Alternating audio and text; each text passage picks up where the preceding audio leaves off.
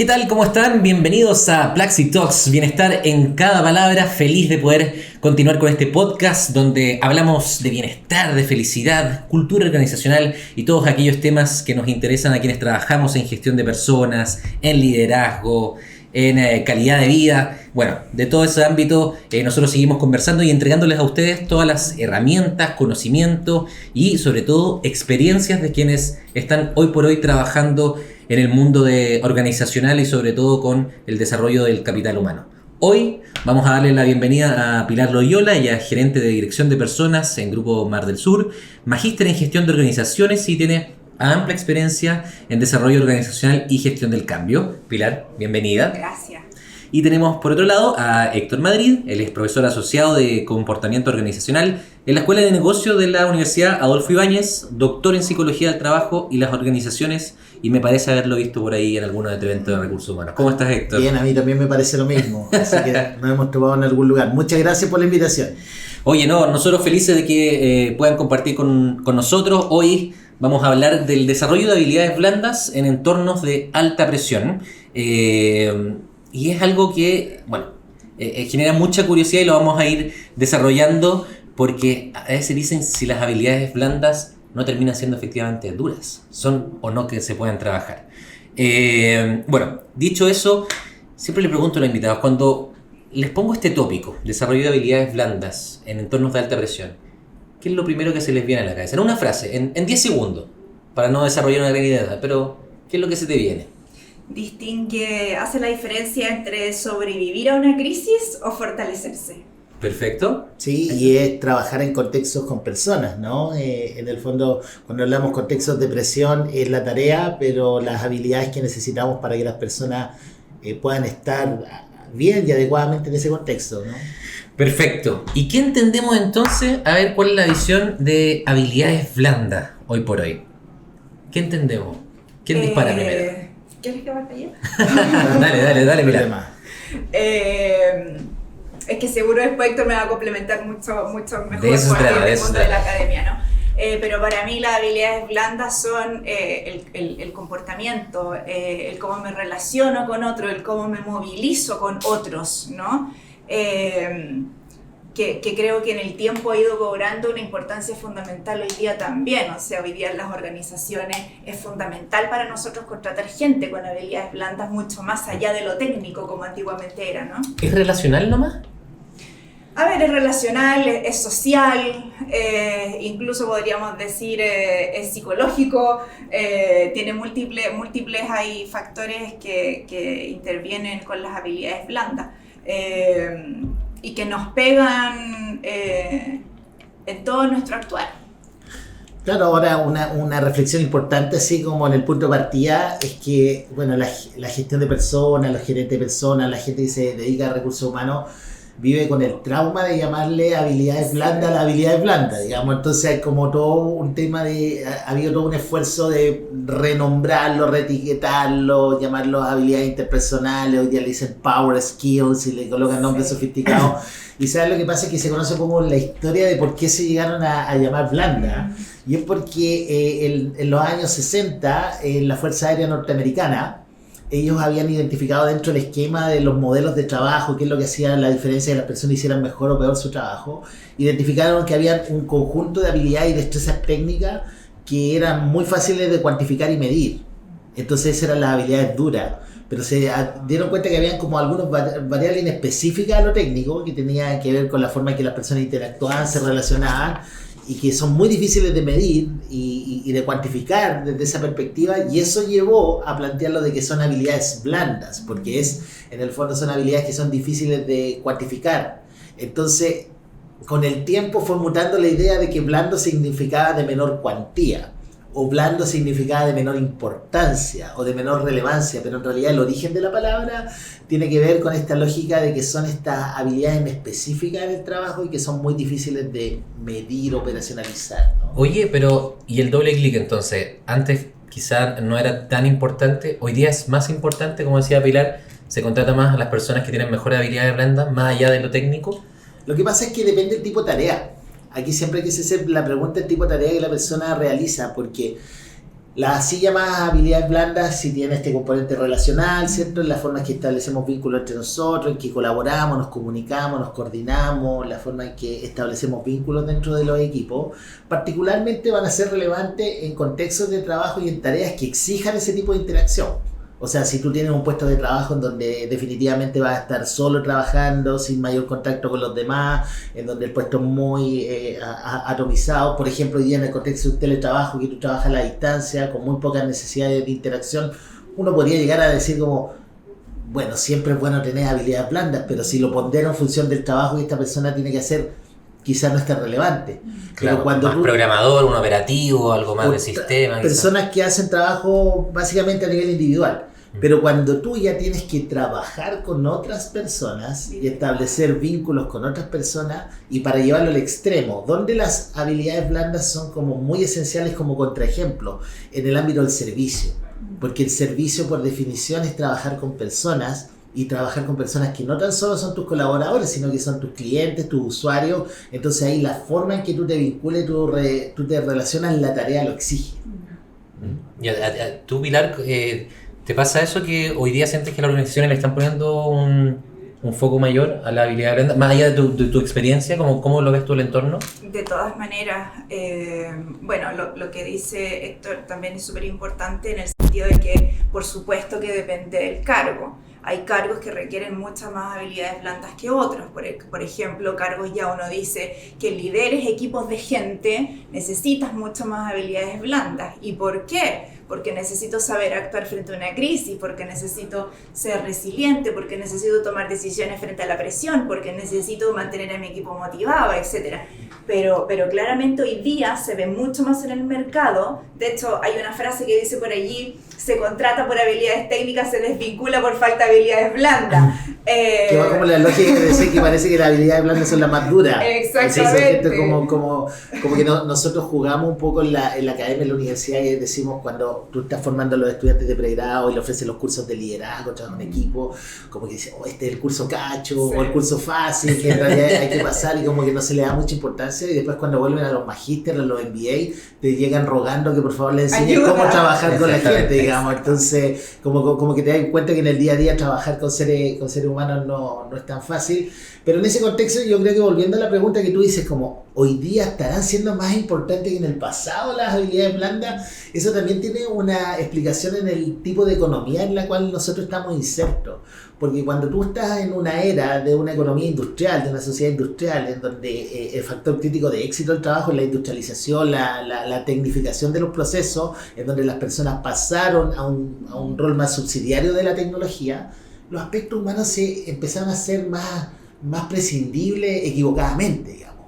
Pero llegó un minuto en donde ese modelo de sociedad y de economía empezó a transitar hacia la economía del conocimiento y la economía de los servicios. Y eso implica de que ahora las personas vuelven a tener un lugar central en el proceso productivo, en donde hay que interactuar, hay que discutir, hay que debatir, hay que generar ideas, hay que tener creatividad, hay que trabajar en equipo, y eso lo hace el contexto en el cual definitivamente Chile, por ejemplo, no es un país industrial hoy día, es un país de servicios principalmente. Y como decía Pilar, yo creo que en espacios donde hay crisis, donde hay situaciones más complejas, de alta exigencia, no importa quizás cuánto sepas de un cierto software, cuánto sepas de cómo armar tablas dinámicas, ¿cierto?, en Excel, sino que tenéis que entender la situación de una manera, con una visión macro de las cosas, de poder ir gestionando situaciones. Entonces, yo les quería preguntar, ahí es muy importante para los líderes sobre todo, o sea, evidentemente como para toda la organización, todos los colaboradores, pero es crítico en aquellos que lideran grupos de trabajo o que lideran las empresas. Sí. No. ¿Sí o no? Es definitivamente, o sea, claramente nosotros le entregamos mucha responsabilidad a las personas en roles de liderazgo porque tienen un impacto social muy grande. O sea, lo que hace un líder o lo deja de hacer influye en muchas personas. Entonces se trabaja mucho a ese nivel, definitivamente. Pero eso no significa que hay que descuidar las habilidades blandas de todas las personas, digamos. O sea, o este tipo de habilidades le tributan mucho en que toda la organización esté como en ese alineamiento en donde estemos volcados a la colaboración, a la comunicación, a la preocupación por el bienestar del otro, ¿cierto? En donde no es tan solo todo trabajo. Dicho eso, o solamente trabajo técnico. Dicho eso, a nosotros los que trabajamos más, o a quienes trabajan más en la implementación de la gestión de personas, hemos ido construyendo como la retórica y la creencia de que las habilidades blandas, interpersonales, pueden llegar a ser más importantes que las técnicas. Y de hecho eso tú lo puedes hacer la trazabilidad al principio de los 90 cuando hubo el boom y explotó el bestseller de inteligencia emocional de Goleman. Goleman, el subtítulo decía inteligencia emocional porque es más importante incluso que el coeficiente intelectual. O sea, la proposición es que esto incluso es más importante que el intelecto, ¿no? O sea, y la verdad es que eso no se condice con ningún dato respecto de cuáles son los factores decisivos para que las personas tengan un buen desempeño en el trabajo. Las habilidades técnicas para el desempeño en lo técnico son lo más importante. O sea, el poder de predicción de los conocimientos y las habilidades, las destrezas en lo técnico explican hasta en un 25% del desempeño laboral de una persona, y todos los aspectos relacionales y todo lo que llamamos habilidades blandas llegan al 10%, en el mejor de los casos al 15%. Lo cual no significa que sean menos importantes, sino que porque se suman al resto, en el fondo no compiten. Pero esta lógica de pensar que en realidad como que las habilidades interpersonales pueden reemplazar a una persona que no tenga las técnicas, no se cumple esa ecuación. Exacto, es que no es que se complementan, no es que sea una o sea la otra. Y efectivamente, Héctor hace un hincapié, dice técnico.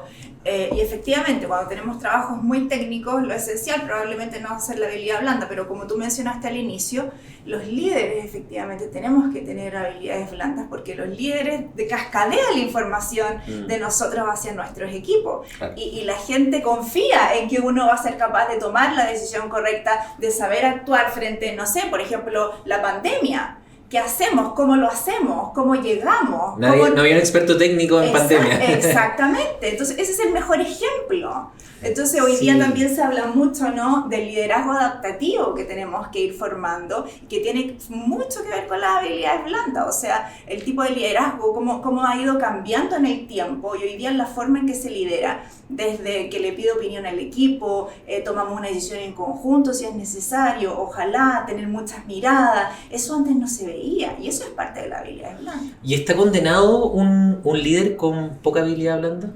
¿Tiene fecha de vencimiento pronto?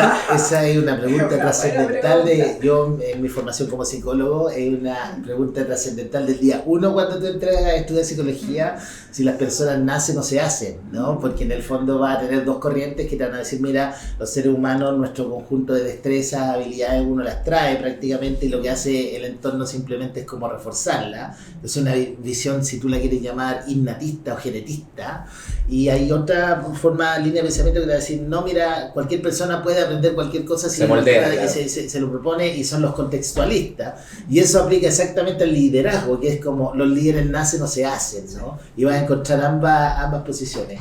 En lo personal, llevo muchísimos años dedicándome al estudio de este tema, ya sea por curiosidad científica, por necesidades prácticas y todo. Y yo creo que ciertamente las personas traemos unas predisposiciones que nos hacen más proclive o no a cierto tipo de destreza. O sea, uno ve tempranamente, cuando tú tienes hijos, tú los ves desde pequeños, que claramente hay diferencias respecto de su destreza, ya sea sociales, interpersonales o incluso intelectuales en cierto tipo de tareas. Sin embargo, eso no es independiente del ambiente que estimule que eso siga creciendo y desarrollándose para poder seguir haciendo crecer esa habilidad. Entonces, la pregunta que tramposa aquí es la siguiente, es decir, si tú tienes una persona que trae una predisposición favorable y la entrenas para ser un mejor líder, ¿cierto? Probablemente esa persona va a crecer mucho más que la persona que entrenaste y traía menos predisposición. O sea, la psicología es súper clara en mostrar que por mucho que tú inviertes en una persona que estaba más atrás en la línea, jamás va a alcanzar a la persona que traía una predisposición favorable. Claro. Oye, tú hablaste de un concepto clave, entrenar. Dijiste se entrena. ¿Cómo lo hacen ustedes, o bueno, en el caso más de Pilar, que está ahí en ese día a día, cómo se entrenan estas habilidades blandas? A ver, hay distintas formas de entrenar las habilidades blandas, pero yo creo que hay un problema en general cultural también que nos pasa en muchas empresas, que no le damos mucho tiempo a entrenar las habilidades blandas porque creemos que el día a día nos come, entonces no son tan importantes. Estoy totalmente en desacuerdo de eso, creo que las habilidades blandas, y comparto lo que dice Héctor en el sentido de que creo que hay una predisposición innata más allá de que uno las puede ir entrenando, ¿no? Pero ¿cómo uno las puede entrenar? Con reuniones, con feedback, pero son todas prácticas constantes, ¿cierto?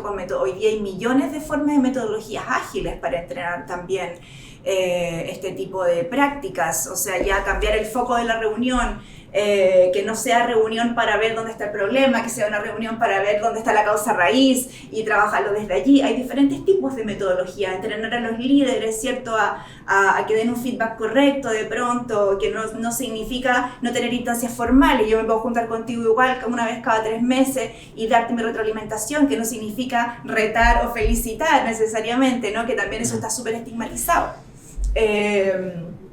Entonces desde allí creo que hay muchas formas, o practicar uno mismo, uno puede practicar meditación, la meditación es fantástica también para tratar de mantener el equilibrio emocional, que eso es súper importante también como habilidad blanda, entonces saber actuar bajo contextos súper difíciles y tomar la decisión correcta con tu mente tranquila, ese tipo de cosas también uno mismo los puede ir entrenando, no necesitas a un otro que te entrene. Eso yo creo que lo clave que menciona Pilar es el aspecto longitudinal. ¿En qué sentido? Que a veces las organizaciones, las empresas pueden pensar a que porque tú tomas a tus líderes y los mandas a un curso de 8 horas de capacitación de cómo convertirte en líder y adquirir habilidades blandas, al final del curso van a salir. Ojalá, pero así de fácil, ¿no? Claro. Pero el desarrollo de cualquier destreza y capacidad humana toma muchísimo tiempo. Sí. Y es un proceso longitudinal que puede tomar años y que tiene un supuesto, que hay una dedicación, un compromiso, en donde el entorno te entrega retroalimentación de tu nivel de progreso, de cómo vas avanzando, tienes que tener instancias recurrentes. Es como esta lógica cuando uno va a la universidad a estudiar una carrera, nadie podría pretender sacar una carrera en un mes. Claro. En el fondo tú tienes que pasar 4 o 5 años dentro de la universidad para desarrollar todas las habilidades y conocimientos que se esperan de ti. Entonces yo creo que es un mensaje súper importante porque es un compromiso de vida. Sí. Y cuando tú tomas la decisión que tú quieres hacer una carrera de liderazgo, tomar responsabilidad de liderazgo, también tienes que tener un ejercicio de responsabilidad contigo mismo y comprometerte a desarrollar esa habilidad en el tiempo que a lo mejor hoy día no están tan potenciadas, pero que va a tomar un tiempo en desarrollarse, pero que tú tienes un compromiso en invertir sobre ello. Entonces ese es un proceso que ocurre de forma longitudinal en el tiempo. Hay un compromiso de uno, mencionas tú, como en el tiempo, pero también tiene que existir un compromiso de la empresa de ofrecer también estos espacios para poder desarrollarlo, porque uno siempre puede leer, puede meterse a cursos, tutoriales en YouTube, qué sé yo, pero evidentemente cuando los espacios lo propicia tu empresa, que es donde tú estás inserto, donde supuestamente te van a entregar herramientas que son más adecuadas para tu trabajo. Entonces la pregunta es, ¿cuáles son las iniciativas, cuáles son las acciones que efectivamente han demostrado ser exitosas al momento de desarrollar habilidades blandas?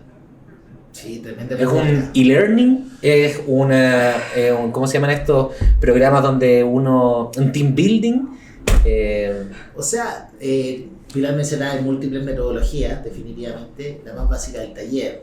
Antiguamente era el taller presencial, donde tú ibas con un especialista que te presenta, ¿cierto?, qué es lo que es el liderazgo, las habilidades blandas en términos teóricos, y supuestamente tú tienes que salir experto en eso.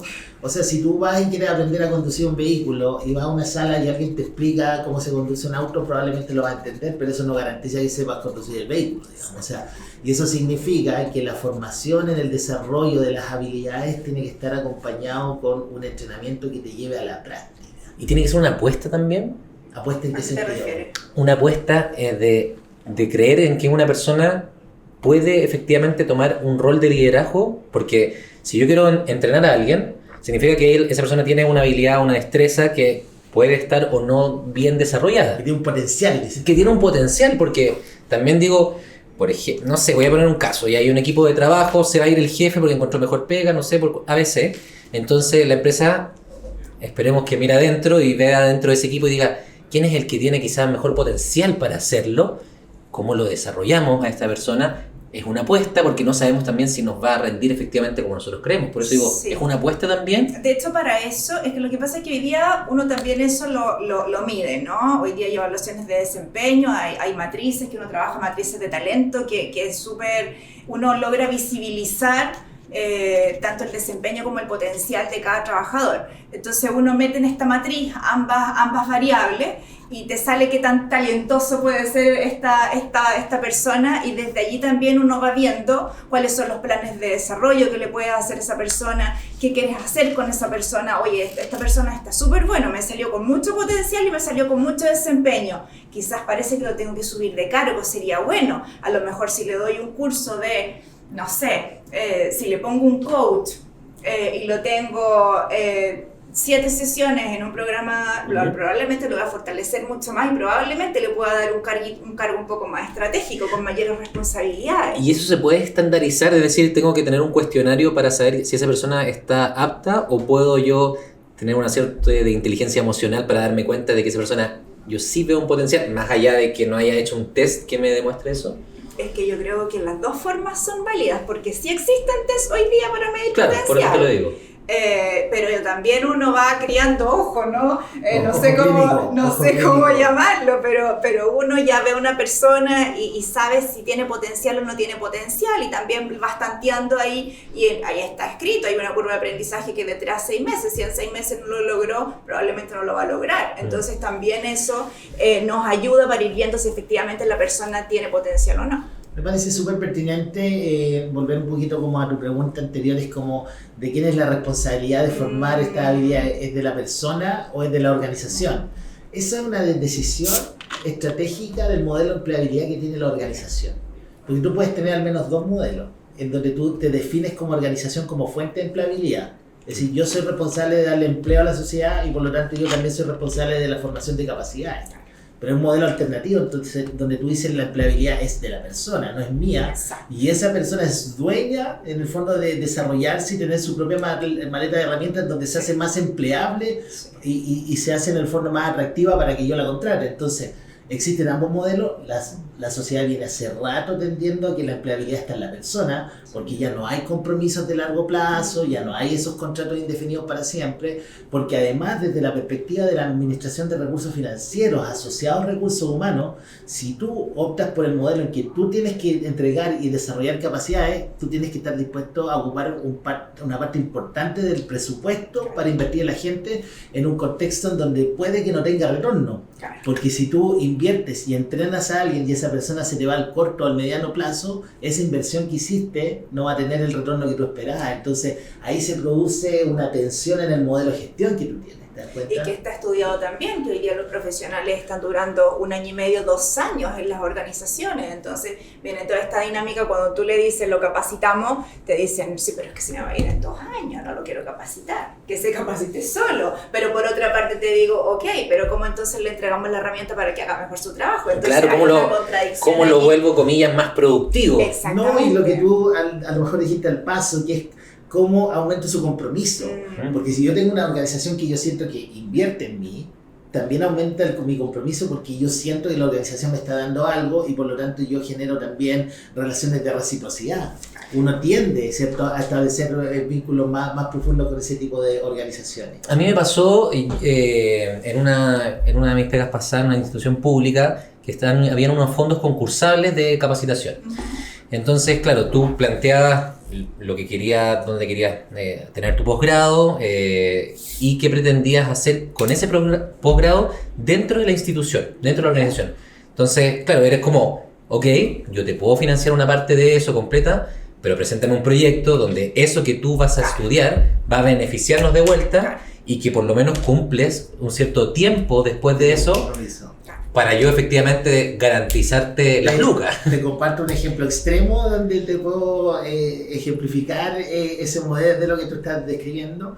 yo recibí una beca para hacer mis estudios de doctorado en el extranjero. Yo hice mi doctorado en Inglaterra y una beca en donde un programa de doctorado en esa época, hoy día debe ser mucho más, pero estamos hablando de 150, 180 millones de pesos, una beca. Estamos hablando de ese volumen entonces, y el Estado te financia para que tú vayas, y el Estado no quiere que tú te quedes afuera. No. Obviamente el Estado que tú quieres que vuelva, y yo tuve que firmar un compromiso de que yo, por retribución, por la beca que recibí, debía trabajar al menos 8 años de vuelta en Chile. 8 años. 8 años, entonces, porque hay una proporción entre la cantidad de plata que te están colocando y el compromiso que tú tienes que tener. Es un modelo que se ocupa mucho también en las personas que son financiadas por sus empresas para estudiar programas de MBA. ¿Y te gusta tú?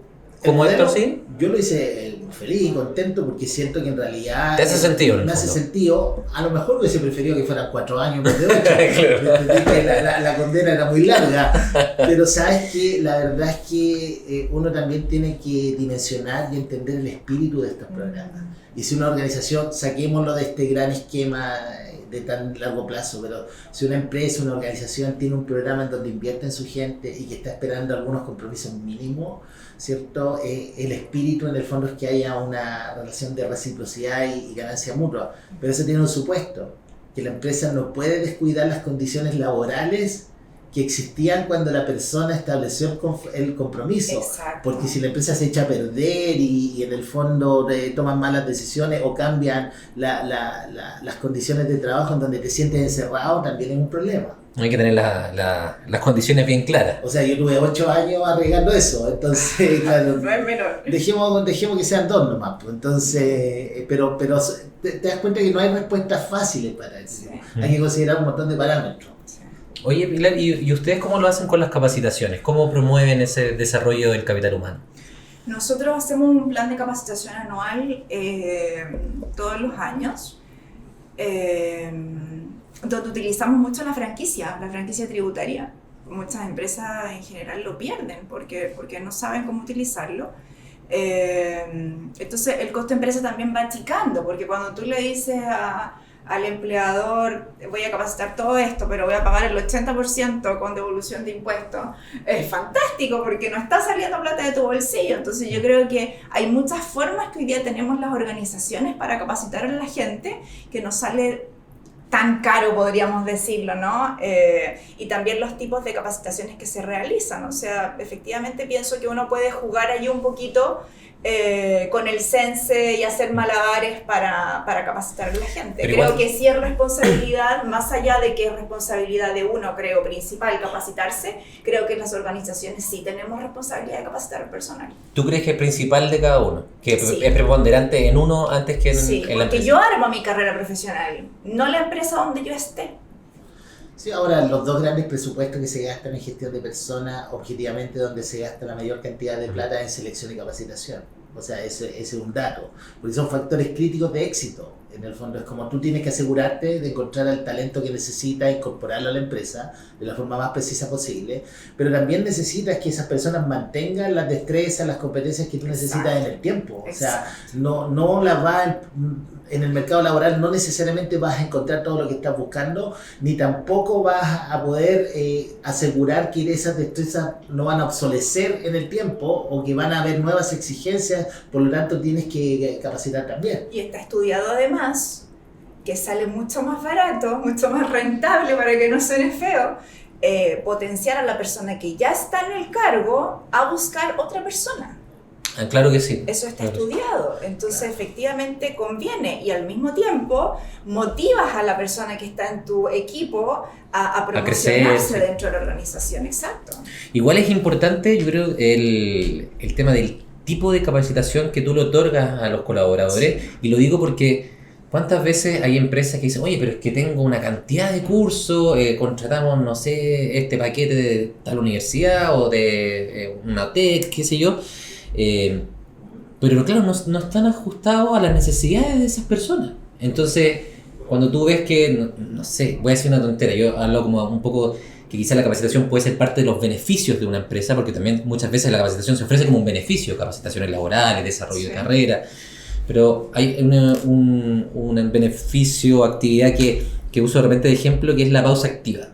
Y lo digo porque es bien simbólico de eso, como de le entrego esto a los trabajadores para que se sientan mejor, para que se despejen, para que exista efectivamente esta pausa, pero cuán bien aprovechada es finalmente, porque hoy día se puede hasta como, dependiendo de la empresa, la cultura organizacional, ridiculizar, porque va a ir a bailar, ¿cachai? Va a ir a saltar. Sí. Y no está bien. Entonces, claro, después las personas de recursos humanos dicen, pero es que mira, trajimos pausa activa y fueron 3 personas. Ya, sí, pero... lo que ocurre es que ese tipo de iniciativa, yo creo que... O sea, lo quiero ya del plano de la capacitación finalmente. O sea, hay dos elementos, yo creo que es lo que tú mencionaste, que una capacitación efectiva propiamente tal tiene que comenzar con una detección de necesidad de capacitación. Exacto. O sea, tú tienes que hacer una Es un traje hecho a la medida, en el fondo. O sea, tú no puedes empezar a hacer cursos porque la moda lo dice, digamos. Entonces, tú tienes que identificar, hacer un diagnóstico en las personas que tú identificas en tu grupo crítico dentro de la organización que quiere entregarle una instancia de capacitación, cuáles son las necesidades específicas y hacer ese diseño. De lo contrario, puedes estar quemando plata, ¿no? O sea, claro, porque los cursos están disponibles para todos. O sea, Google tiene cursos, el Censo tiene cursos online, Coursera, hay muchas plataformas que si uno quiere entrar y certificarse y ponerlo después en LinkedIn, lo puede hacer. Sí. Pero es distinto cuando la organización te da eso, te empuja a eso y además te da algo más focalizado. Claro. Y el segundo te elemento, da una guía. El segundo elemento, tú decías, capacitaciones como beneficios. Sí y solo sí no están directamente relacionadas con la tarea. O sea, solo yo podría comprender que una capacitación es un beneficio si es que no está directamente asociado con las actividades críticas que tú tienes que hacer. Porque si tú tienes que capacitar a un trabajador para una tarea puntual y su efectividad, eso ya no es un beneficio, es una necesidad para que la persona pueda hacer su trabajo. Y como beneficio puedes tener otras capacitaciones, cursos en específico, intereses más allá del trabajo que la gente tenga. Hay que combinar ambas cosas. Ahí nos metemos como en ese borroso. A mí no me gusta para nada el concepto de sueldo emocional, ¿no?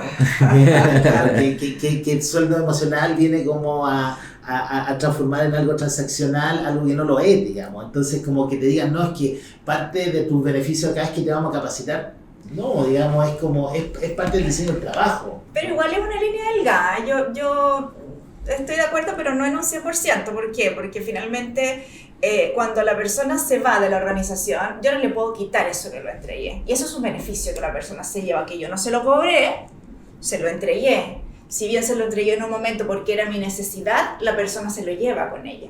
Okay. Entonces, pero quizás no es necesariamente la necesidad. O sea, era un beneficio porque tú como empresa lo quieres entregar porque te parece bien, porque es parte de tu misión, propósito, o porque, como decía Héctor, efectivamente puede ser una necesidad. Ahí el cuestionamiento, creo yo, es: ¿estás contratando entonces a la persona indicada para eso o quieres desarrollar una carrera sobre esa persona?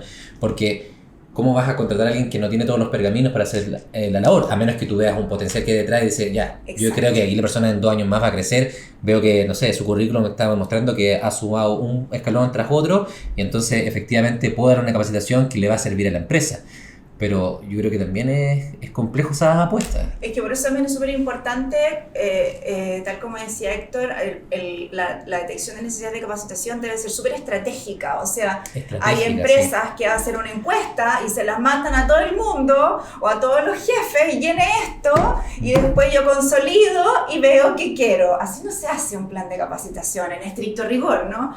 Pero un levantamiento estratégico de capacitación, yo le doy una bajada desde el propósito de la organización, desde allí. Entonces veo qué es lo que quiero, cómo me alimenta mi plan de capacitación a ese gran propósito que tengo en la organización y a los objetivos también de cada una de las gerencias respectivas. Ahora, un gran tema que siempre ha sido un tema de debate y también de angustias de las gerencias de recursos humanos es la validación que tienen ante el resto del negocio. Es decir, en qué medida nosotros estamos realmente validando lo que hacemos y siempre un poco viviendo a las sombras de otras gerencias, que la gerencia de finanzas es mucho más valorada, son los dueños de la billetera, ¿cierto?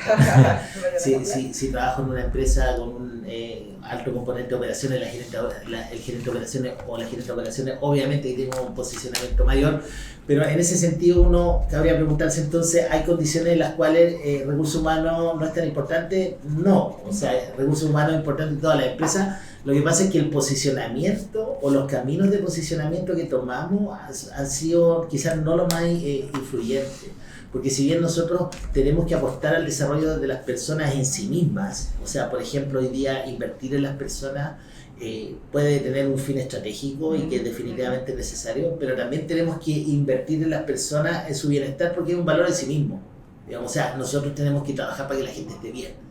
Pero de cara a la variación dura del negocio, es decir, cuando tú estás hablando con la línea gerencial de una gran empresa o de una empresa en general, lo que tú tienes que demostrar es que tus actividades que tú haces están contribuyendo realmente a la efectividad del negocio. Exacto. Y esa efectividad del negocio, por ejemplo, si tú estás gastando plata en capacitación, en donde no puedes demostrar que esas capacitaciones realmente están teniendo un retorno, están moviendo la aguja del negocio, no te estás validando bien como área de recursos. Entonces tienes que tener un abanico amplio de estrategias para ofrecerle a la organización, pero el desde tiene que estar muy bien asegurado. Es como estoy ayudándole a... Y saquémoslo al mundo del negocio. Hablaste tú la palabra, el concepto de propósito. Hay organizaciones que no son económicas en sí mismas, sino que son organizaciones éticas, sin fines de lucro, o que tienen otro tipo de motivaciones. En el fondo, ¿cómo le contribuyo yo a la organización para que cumpla su propósito, ¿cierto? Y es el impacto que quiere tener en su entorno. Oye, yo sé que nos fuimos por una línea más como del lado de la capacitación, dejamos un poco las habilidades blandas, que está entretenido, porque claro, cómo capacitas, ahí nos fuimos en la parte de cómo desarrollar un poco estas habilidades blandas, pero ¿les ha tocado, o qué casos recuerdan ustedes donde hayan dicho esto se resolvió bien? Porque estaban las habilidades blandas adecuadas para poder solucionarlo. ¿Tienes alguno que se te venga así a la mente, aunque sea pequeño, pero como para graficarlo? Nosotros tenemos una gerencia de experiencia del cliente. ¿Ya? Y en experiencia del cliente yo creo que se ve mucho lleno. eso. Mucho.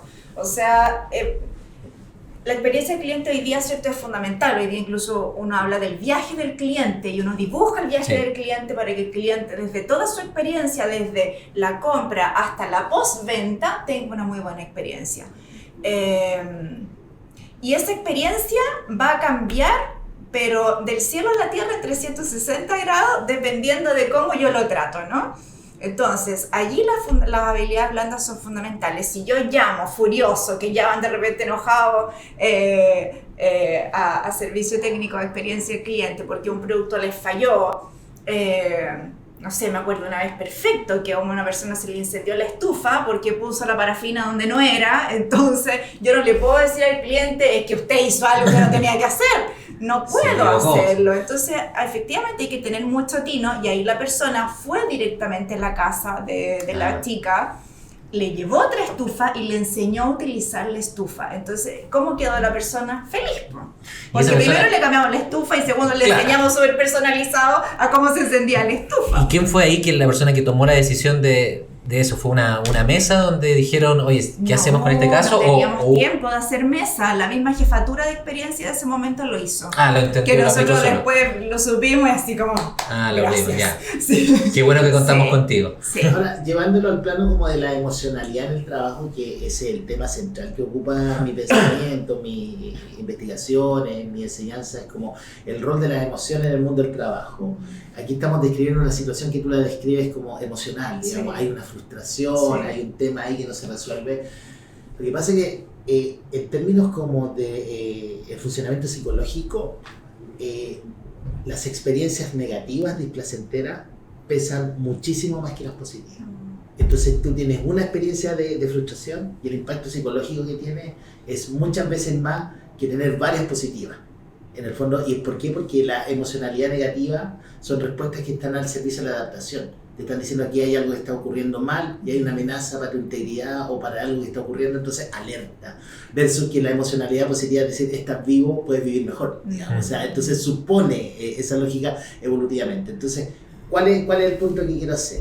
Que si lo negativo pesa más que lo positivo en términos del día a día, los economistas lo tienen estudiado como que las pérdidas pesan más que las ganancias en las decisiones económicas, y eso también está súper estudiado. Entonces, si ese es el esquema, ahí es donde aparece esta idea de que las habilidades blandas, por ejemplo, aquellas que están orientadas a manejar la emocionalidad dentro de los equipos de trabajo, se hacen incluso más relevantes en las situaciones de frustración, en las situaciones de conflicto, en las situaciones de tensiones, en donde ahí realmente se ve en juego la habilidad blanda, versus que cuando estamos en un ambiente de tranquilidad, de seguridad, de protección, también son importantes, pero definitivamente hay una diferenciación muy grande ahí. Entonces tú preguntas, ¿Se te viene a la mente algún ejemplo donde haya visto una situación?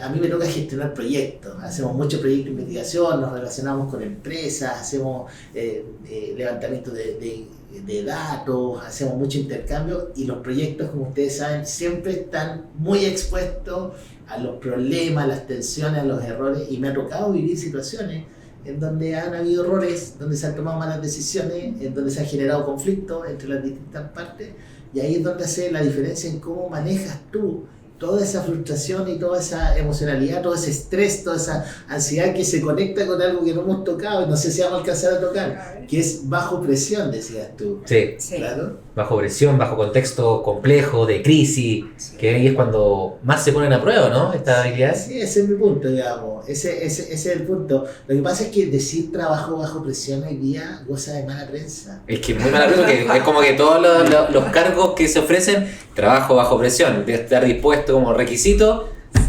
estar dispuesto a hacer trabajo bajo presión. Ahí hay que hacer una diferencia que a veces pasa muy, muy de largo.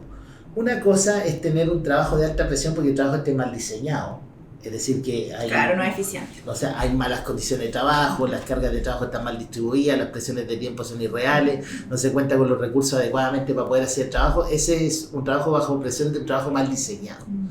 Pero otra cosa muy distinta es que un trabajo intrínsecamente por el tipo de tarea implica presión. O sea, hay personas que tienen que tomar decisiones difíciles, complejas, en escenarios de ambigüedad, incertidumbre, que por muy bien diseñado que esté el trabajo, hay bajo presión. Te pongo un ejemplo solo paradigmático extremo. ¿Alguien podría pretender que un médico, un profesional de la salud en un servicio de urgencia no fuera un trabajo bajo presión?